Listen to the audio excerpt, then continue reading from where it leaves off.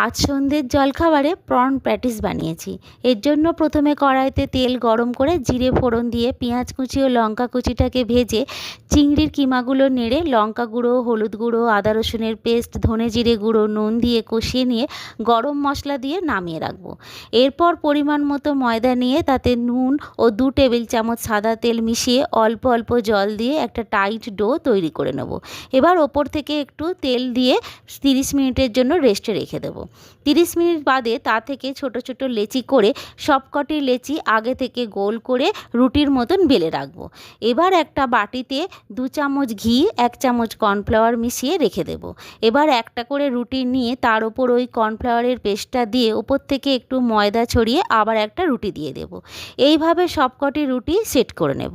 এবার আমি যেভাবে মুড়ছি সেইভাবে একবার মুড়ে চৌকো করে বেলে ধারগুলো একটু কেটে সমান করে 4টে টুকরো করে নেব।